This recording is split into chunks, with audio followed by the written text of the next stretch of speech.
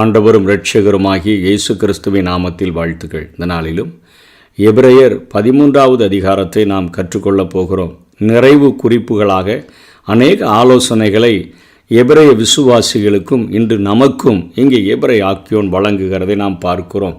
முதலில் அவர் சொல்லுகிறார், சகோதர சிநேகம் நிலைத்திருக்க கடவுது என்று சொல்லி ஆலோசனை கொடுக்கிறதை பார்க்கிறோம். அதாவது கிறிஸ்தவம் என்றாலே அன்பு. ஆகவே அந்த சகோதர சிநேகம் உங்களுக்குள்ள நிலைத்திருக்க வேண்டும் என்று சொல்லுகிறார். யோவான் 13வது அதிகாரம் 34வது வசனத்தில் இயேசு கிறிஸ்து ஒரு கட்டளையை கொடுக்கிறார்.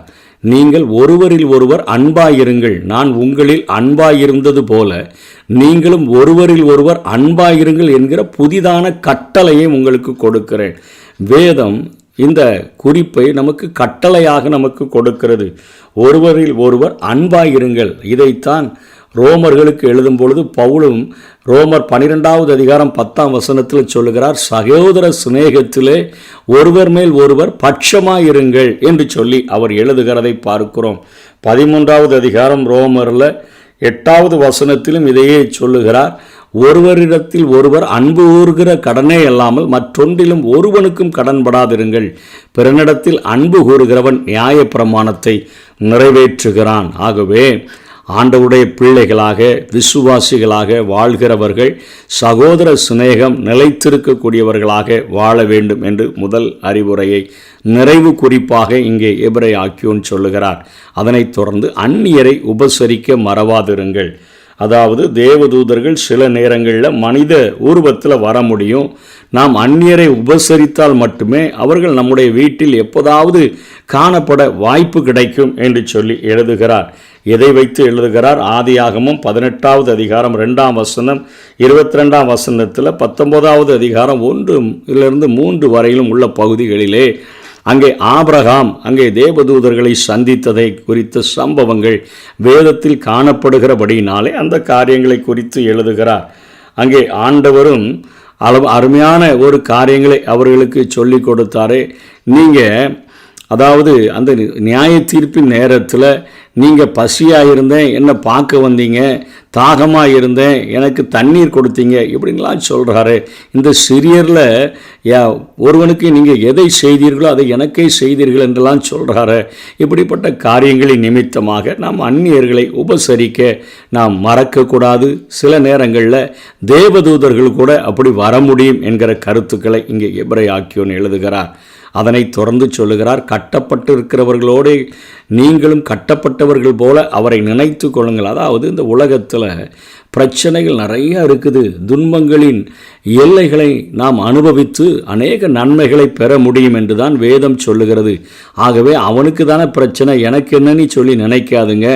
நீங்களும் சரீரத்தோடு இருக்கிறீர்கள் என்று அறிந்து, நானும் சரீரத்தில் தான் இருக்கிறேன், எனக்கு எப்போனாலும் இந்த காரியங்கள் நிகழலாம். தீங்கு அனுபவிக்கிறவர்களை நினைத்து கொள்ளுங்கள். இன்றைக்கு அவர்கள் சரீரத்தோடு கூட இருக்கிறார்கள். அவர்களுக்கு கட்டப்பட்ட அதாவது சிறை அனுபவம் கிடைச்சிருக்குது. எனக்கு எப்போமாவது கிடைப்பதற்கான வாய்ப்புகள் உண்டு, அல்லது தீங்கு அனுபவிப்பதற்கான வாய்ப்பு உண்டு. அவர்கள் துன்பத்தின் எல்லையை அனுபவிக்கிறார்கள். எனக்கும் அப்படிப்பட்ட வாய்ப்புகள் சரீரத்தில் இருக்கிறதுனால எனக்கும் உண்டு என்பதை நீங்கள் நினைத்து கொள்ளுங்கள். இன்றைக்கு உலகத்தில் துயரங்களினுடைய காரணங்களை தேடி இன்னைக்கு கவலை பாயில் முடங்கி கிடக்கிற அநேக மக்களை நாம் பார்க்க முடிகிறது. உலகத்தில் ஏதாவது பெற்றுக்கொள்கிறதுல என்ன ஒரு பாக்கியம் அப்படின்னா, எல்லாவற்றையும் ஒரு நாளில் விட்டுட்டு ஒரு நீண்ட பயணத்தை தனியாகத்தான் நம்ம கடந்து செல்லணும்.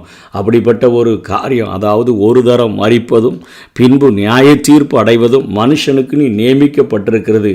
ஆகவே தேவன் ஒருவேளை துன்ப கடப்பாறைகளை தான் நம்முடைய கரங்களில் கொடுத்துருப்பார்னு சொன்னால், ஆன்மீக சுரங்கங்களை அந்த துன்ப கடப்பாறைகளை கொண்டு நாம் தோண்டுகிறதுக்கு நாம் முயற்சி எடுக்கும் பொழுது நாம் அதற்காக அழ வேண்டிய தேவையில்லை. எல்லாம் அவருடைய கட்டுப்பாட்டுக்குள்ளே தான் இருக்குது. எந்த எல்லையும் நம்மை மீற முடியாது என்பதை நாம் புரிந்து கொள்ள வேண்டும். 4வது வசனத்தில் விவாகம் அனைவருக்குள்ளும் கனம் உள்ளதாகவும் விவாக மஞ்சம் அசுசிப்படாததுமாயும் இருப்பதாக வேசிக்கல்லரையும் விபச்சாரக்காரரையும் தேவன் நியாயம் தீர்ப்பார். அதாவது வேசிக்கல்லனா விபச்சாரக்காரனா, அதாவது பாவங்களை செய்கிறவனா இருந்தான்னு சொன்னால் தேவன் ஏற்படுத்தின கணவன் மனைவி என்கிற ஒருவனுக்கு ஒருத்தி என்கிற கொள்கையை மீறி நடக்கிற எல்லா காரியங்களும் வேசித்தனமும் அது விபச்சாரமும் என்றே வேதம் அழைக்கிறது. நிச்சயமாக அவர்கள் தேவனிடத்திலிருந்து நியாய தீர்ப்பை பெறுவார்கள் என்கிற நிறைவான குறிப்புகளை இங்கே வழங்கி கொண்டிருக்கிறார். பெரிய வாக்குத்தத்தம் ஒன்றை 5வது வசனத்திலே கொடுக்கிறார். நீங்கள் பண ஆசை இல்லாதவர்களாக நடந்து உங்களுக்கு இருக்கிறவைகள் போதுமென்று எண்ணுங்கள், நான் உன்னை விட்டு விலகுவதுமில்லை உன்னை கைவிடுவதுமில்லை என்று அவர் சொல்லி இருக்கிறாரே என்று இங்கே பேசுகிறதை பார்க்கிறோம். அதாவது தேவ பிரசன்னம்தான் இந்த உலகத்தின் செல்வங்களை பார்க்கிலும் மிகவும் மேலானது. அவர் நம்மோடு கூட இருந்தால் அவர் நம்முடைய தேவைகள் எல்லாவற்றையும் அவர் சந்திப்பார். மத்தேயு 6:25-34 வரையிலும் சொல்லுகிறார். பிலிப்பியர் 4வது அதிகாரம் 19ஆம் வசனத்திலே பவுலப்போஸ்தலன் எழுதுகிறார்.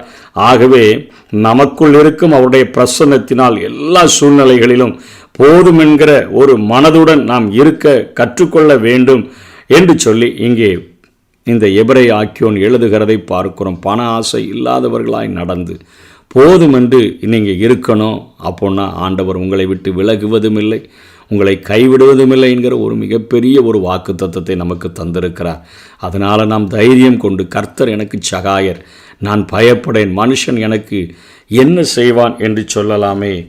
ஏற்கனவே இன்றைக்கு மனிதர்கள் நமக்கு விரோதமாக எவ்வளவோ செய்து விட்டார்கள். ஆனால் மனிதர்களை குறித்த பயத்திற்கு அவர்களுடைய வாழ்க்கையில் இடமே இல்லை. மனிதர்களால் செய்ய முடிந்ததெல்லாம் தற்காலிகமாக நமக்கு தீங்கிழைக்க முடியும். தேவன் அவர்களோடு கூட இருப்பார் என்று சொன்னார். அவர்களுக்கான ஆசீர்வாதம் நிச்சயமாக காத்திருக்கிறது. நான் பயப்படேன், கர்த்தர் எனக்கு உதவி செய்வார், மனுஷன் எனக்கு என்ன அவன் செய்ய முடிஞ்சதை தான் செய்ய முடியும். சரீரத்தில் அநேக துன்பங்களை கொடுக்க முடியும், மனதில் அநேக வழிகளை கொடுக்க முடியும். ஒருவேளை நம்மை கொலை செய்து கூட விட்டுவிடலாம். ஆனால் ஆத்துமாவை நம்முடைய சரீரத்தை கொல்ல வல்லவர்களுக்கு பயப்படாமல் ஆத்துமாவை நரகத்தில் தள்ளி அழிக்க வல்ல ஒருவருக்கே பயப்படுங்கள். கடைசியான ஒரு நிறைவான ஆலோசனைகளை வழங்கி கொண்டிருக்கிறார். தேவ வசனத்தை உங்களுக்கு போதித்து உங்களை நடத்தினவர்களை நீங்கள் நினைத்து அவர்களுடைய நடத்தையின் முடிவை நன்றாய் சிந்தித்து அவர்களுடைய விசுவாசத்தை பின்பற்றுங்கள் என்று சொல்லுகிறார். அதாவது ஆரம்பத்தில் உங்களுக்கு சுவிசேஷத்தை சொன்னதுனால தானே நீங்கள் ரட்சிக்கப்பட்டு பிரகாசிக்கப்பட்டீங்க. அந்த சுவிசேஷத்தை புரட்டி போடுகிறது மாதிரி கள்ள உபதேசங்கள் வந்தால் அவைகளை நீங்கள் பார்க்காதுங்க. உங்கள் நடத்தினவர்களை நீங்கள் நினைத்து அவர்களுடைய நடத்தையினுடைய முடிவை நீங்கள் சிந்தித்து அவருடைய விசுவாசத்தை பின்பற்றுங்கள் என்று ஆலோசனை கொடுக்கிறார். இயேசு கிறிஸ்து நேற்றும் இன்றும் என்றும் மாறாதவராய் இருக்கிறார். மனித தலைவர்கள் வாழ்ந்து மடிந்து போவார்கள், வந்து போவார்கள், கிறிஸ்து என்றும் மாறாதவர் என்று சொல்லுகிறார். தம்முடைய ஜனங்களுக்கு பெரிய பிரதான ஆசாரியராக அவருடைய ஊழியம் என்றென்றைக்கும் ஒரே மாதிரியாக இருக்கிறது. அவருடைய குணநலன்களிலோ அவர் தம்முடைய ஜனங்களை அன்புடன் பராமரிப்பதிலோ எந்தவித மாற்றமும் இருக்காது. அவர் நேற்றும் இன்றும் என்றும் மாறாதவராய் இருக்கிறார் என்று ஆலோசனை கொடுக்கிறார். பலவிதமான அந்நிய போதனைகளினால் அலைப்புண்டு தெரியாதிருங்கள். போஜன பதார்த்தங்களினால் அல்ல, கிருபையினாலே இருதயம் ஸ்திரப்படுகிறது நல்லது.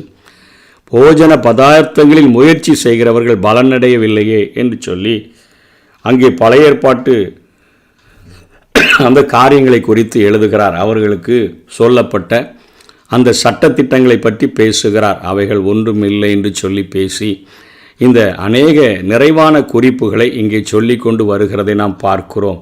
அதனைத் தொடர்ந்து நிலையான நகரம் நமக்கு இங்கே இல்லை, வரப்போகிறதையே நாடுகிறோம் என்று சொல்லுகிறார். ஆகையால் அவருடைய நாமத்தை குறிக்கும் 3 விதமான காணிக்கைகளும் அவருக்கு பிடிக்கும் என்று ஆலோசனை வழங்குகிறார்.